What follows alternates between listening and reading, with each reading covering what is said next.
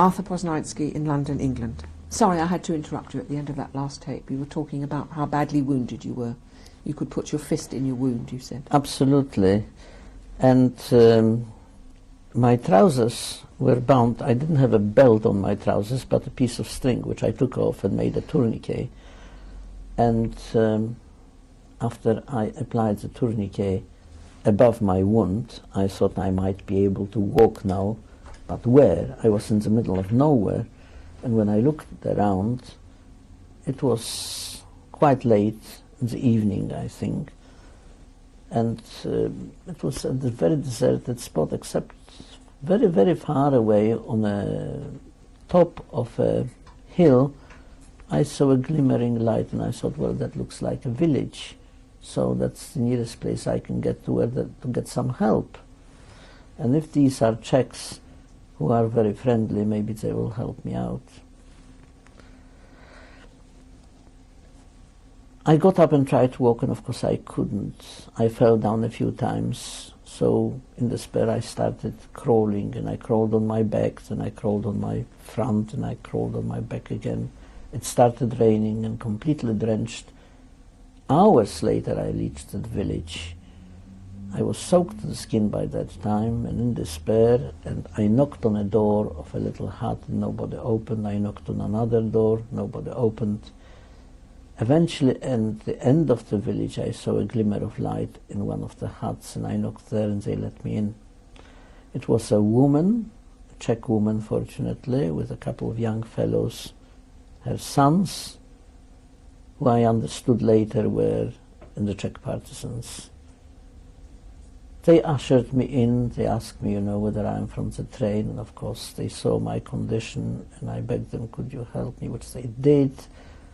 They tried to bind my wound the best they could, and the first thing he says, are you hungry? And I was starved, of course, so they gave me a glass of milk, which I gulped down, and a huge slice of white bread with butter, which I haven't seen for, let's say, 3 or 4 years. And I bit into it, and I bit off a big chunk, and I tried to chew it, and it wouldn't go through my gullet. Believe it or not, after 13 or 14 days starvation in the train, my gullet shrunk to such an extent that I couldn't swallow a single bit of food. But they realized, and I was sitting there crying, and I said, I am hungry. And I spoke to them Polish, and they could understand most of what I was saying. But anyway, they made for me an eggnog, some sort of a wine with yolk of an egg beaten together, and I managed to drink this down. After this, they took me to the nearest barn, and they hid me in the straw. They say, look, the Germans are still around, and whatever happens, just say that you don't know, that nobody helped you, that you hid yourself here, because if they catch you and you tell them, they'll kill us all. I said, of course. To make a long story even longer, 2 days later, the Germans came to the village, and they were actually in the barn prodding the straw with their bayonets. And I could see a tip of the bayonet coming not very far from where I was lying, but even if it hit me, I couldn't utter a sound. But somehow they missed me, and they went away. Everything was fine. The next night, they put me on a horse-drawn cart, covered me with a tarpaulin, on which they put a lot of horse manure, and that way they carried me to the next village, where there was apparently a woman doctor. When she saw me, she put a few stitches onto the wound. She said, it is impossible to close it down, the wound is much too big. And she put on some disinfectant powder on it, which she called Dipron, I remember that. And I thanked her, I know that she's risking her own life by helping me. He says, well, that's what life is all about. And I went back to the barn. A few days later, they came back to the barn for me and say, you can come out now. The Americans are here. You are free. You can come into the hut. And the very next day, again, they took me to a hospital, a Czech hospital, to the nearest town, which was called Klatovy.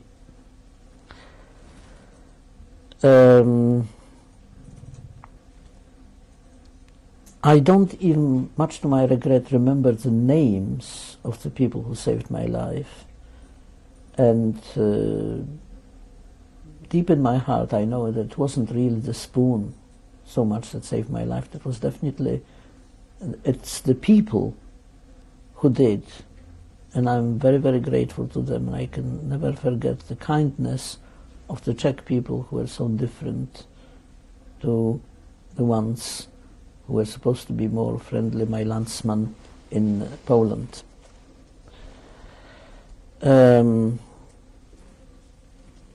I went through the hospital. I was there for quite a time. I got good treatment, and the things which I remember most vividly, it's again talking about being hungry.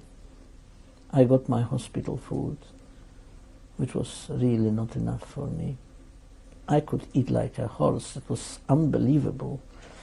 So there were quite a few Czechs in this ward. Oh yes, I learned to speak and write Czech very quickly, and I could communicate with them with no problem at all. Especially there was a very friendly nurse who was correcting me every time I said something wrong.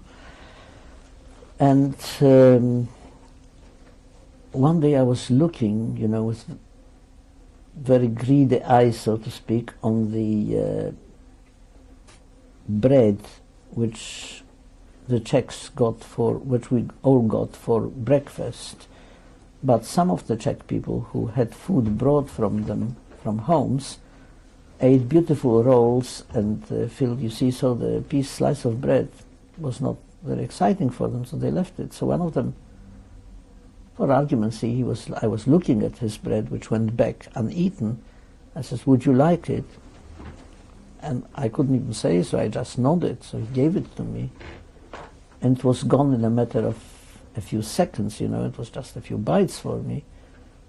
So another one looked and said, would you like mine? So I said, yes, please. Anyway, soon they got to know that here I am, a voracious little fellow who can eat prodigious amount of food. So they experimented with me, and they brought the local press, and the doctors gathered up, and when it came to the dinner, they gave me about 6 or 7 dinners, and I've eaten them all up, and I asked for more. So they just shook their heads disbelievingly, you know, it's just impossible, where does it all go? But anyway, I recuperated quite quickly because they were very, very kind to me. And it was time to leave.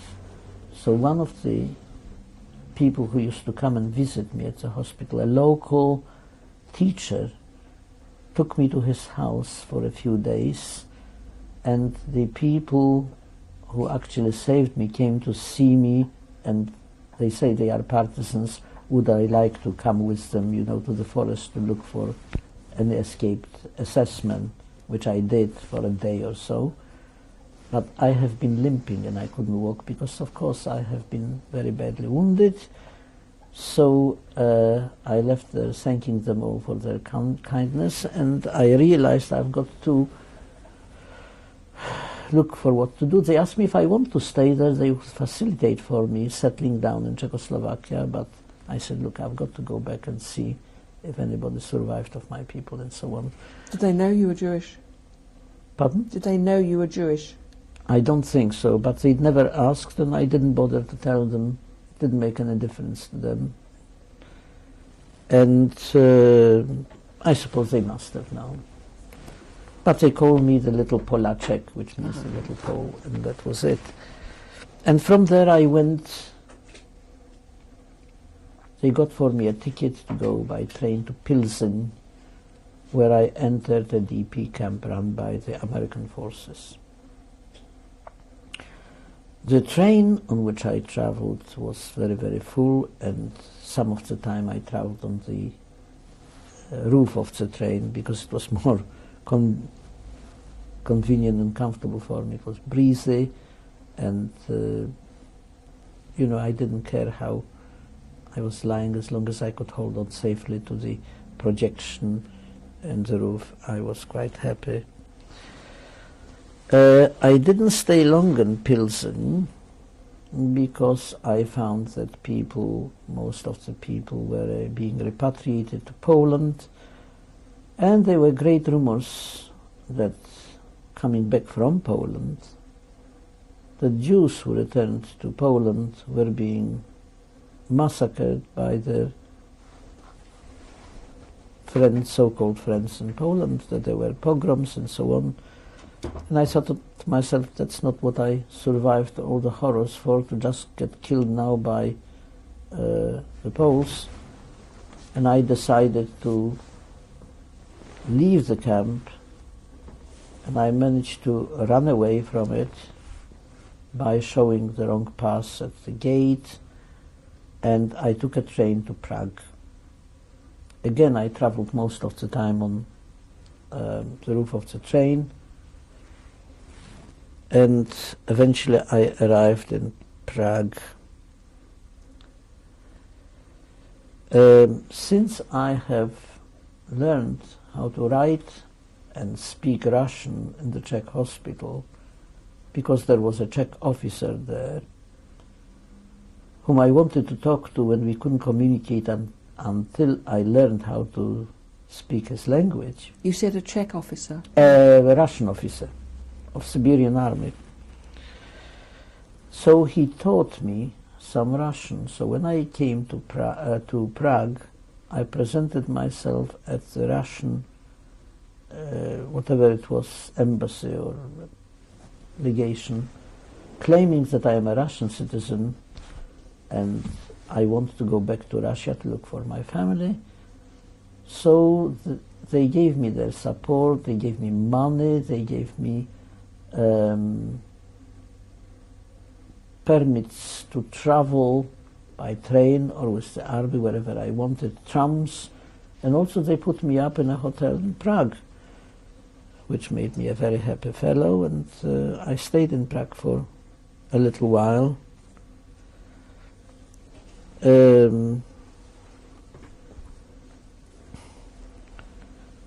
It was sometime during that time that I used to go to the local railway station to see trains of refugees going back to Poland, to see if I know anybody whom I could gain some information about, maybe somebody from my family being alive, when somebody leaned out of the window saying that my brother is in Theresienstadt. And having a permit to travel, I simply took the next train to Theresienstadt to join my brother. Again, it wasn't simple because Theresienstadt is a fortress, and it was declared a quarantine, and even with my Russian papers which I had, they wouldn't let me in, even if I spoke to them in Russian. And eventually I managed to call out my brother, who led me through the sewers into the fortress, and I joined him there. After a few days I returned back to Prague to wind up, so to speak, my whatever I left in the hotel and so on. But I rejoined Jerzyk in Theresienstadt, saying that from now on we should face our destiny together, since we were united. He told me his story, and I told him my story. At that time also I met other refugees who eventually told me that the train on which I traveled eventually reached Mauthausen, where they were waiting to be finished off, but owing to constant air raids by the Allied forces, they were unable to gather sufficient force of the SS to liquidate all the Jews. And one day when they were queuing up naked for the ovens, the American tanks broke through and entered the camp and liberated them. And of course one of my witnesses, who was with me in the cattle truck from which I escaped and who actually went to the end of the journey in Mauthausen, is Alec, well, he calls himself now Alec Ward, who is a member of the 45 Aid Society here in London. Of course, we had a very great reunion when we first met, you know, and discovered that both of us still around, you know, and able to greet each other. When was that? To be quite honest, I don't remember where it was. It must have been either in Prague or here in England, or wherever it was. You know. What sort of a state was your brother in when you found him? Well, he was very frail because he contracted typhus in Theresienstadt. Fortunately, there was a hospital there where he has been treated, and he must have met some Jewish doctor who didn't give him a lethal injection, and he licked himself out of it, but he was very frail and very thin-looking. I suppose I was myself that way, but I didn't look in the mirror, so I wouldn't know. How long had he been in Terezin? Well, you have been in Theresienstadt till the middle of August. Eventually it was decided that so many kids were offered transfer to England by the British government, and on the 14th of August we landed in Carlisle, which is actually Scotland. From there we were taken to Troutbeck Bridge Hostel, which was on the lake of on the banks of the Lake Windermere, a very beautiful place. We were given time to recuperate, and from then on we were sent to various other hostels in all over Britain. From Windermere I actually went in November to Manchester, where I was put in a hostel for mostly Jewish German boys from the Kindertransport. And one way, we were 5 of us who were actually Polish boys, there 4 or 5 of us, and we didn't fit in very well. We were still very hungry, and we were not given enough food, or we thought we were not given enough food and not even enough freedom. There were actions, and eventually it was decided we should go back to London. They found for us a place in London, and I came in October 46 to London, where we were put into the Jews' temporary shelter in Mansell Street in the East End. And it was a great community here who greeted us, and we were treated extremely well. We were learning some English, but we didn't stay very long in the East End. We were transferred very quickly to a hostel in October, actually.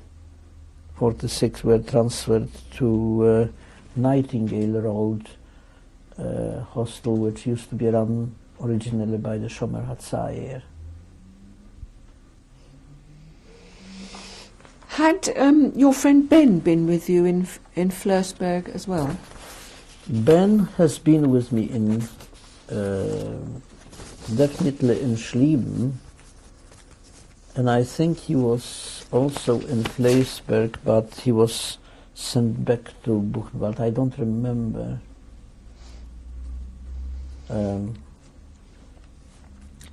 In your No, journeyings? he was not. He was not to the end. Did you see him again in Terezin when you were there with your brother? I don't remember. In your Sorry. the journeyings from different hostels around the UK, was your brother with you all the time? No, my brother, from Windermere on, where we arrived there, it was decided that as he knows absolutely nothing about Jews or Judaism, he was persuaded that if he wants to learn something, the best form would be for him to go to Gateshead, where he did, and he got persuaded to stay there. He got very, very religious. Eventually he married a local girl. Were you consulted about that? Pardon? Were you consulted about that? Well, it was not a question of being consulted. The question is that if he fancied that He wanted life, that, he did wanted to go. At first he was maybe a bit dubious about the whole affair, but later on he decided he wants to lead that sort of life. It suited him, and he made friends there, and he was establishing himself. Eventually he made very good progress, and he was originally supposed to be learning how to be, a jeweler, manufacturing jeweler, but he finished up by learning watch repairing and watchmaking, and he stuck to that, and that's how he used to make a living. What was it like for you being separated from him so relatively early? Well, we did see each other occasionally. We traveled, we wrote to each other. We knew that it was not terrible now being separated. There was nothing else I could really do for him. You see, it's all right. I have promised my mother that I look after him, but he was quite probably better able to look after himself than I could look after myself. So I just left him at that. And he was married long before I did. And how and when did you find out about what had happened to your family?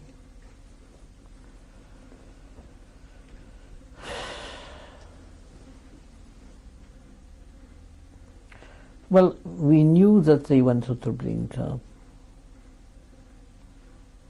There were songs, there were rumors about Treblinka, eventually it all came out, but not till after the war, where it all became obvious that there were death camps and so many people were put to death. You see, truth eventually came out,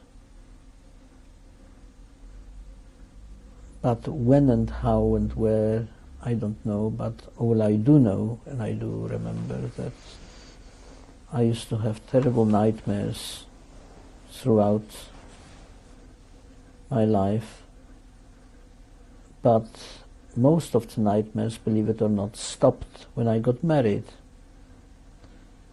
I still woke up occasionally in cold sweat, reliving some terrible scenario, but it was becoming less and less frequent. And how did you find out about your aunts who had survived?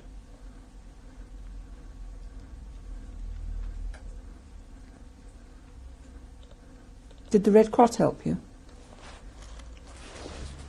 Well, it's again a long story, but eventually we found out one way or another. I had an uncle who emigrated from Poland before the war, and he became a teacher in Haifa and eventually a school inspector. He studied at the Technion and went from there. And we managed to get in touch with him, and he told us about the other aunt. And also I found out later that one of my aunts survived in France, the one from Breslau, and she has been through hell, through various camps, but she was deported really from France and then went back to France. And your uncle, the one who had 11 or 12 children, what happened to them all? An uncle who had 11 or 12 children? Yes, did you not? Oh, sorry, I thought it was one of your uncles who had a lot of children. No, sorry. Do you know how many of your family and extended family you lost? I suppose I could count them. I couldn't tell you offhand. And in view of the circumstances, one can never guarantee that there isn't still some person lurking somewhere, still alive, who might have got away by some miracle. You know, it's absolutely impossible. Have you been to reunions over the years where people look for each other, whether in Israel or... Oh yes, we have been to Israel several times. As I say, I found many of my friends, and that's where I came across Ben Giladi. He was one of my friends from Piotrków, who is now the editor of a bulletin which is being edited in New York. I found quite a few different friends who are still around. I didn't know that they were alive, but none of the people who were adults, I would remember, you know, who really survived. And this aunt of mine, who was in Israel also, is not alive anymore, obviously, but she was of very great help to us in that little ghetto. But her son lives in Haifa, and we are in touch.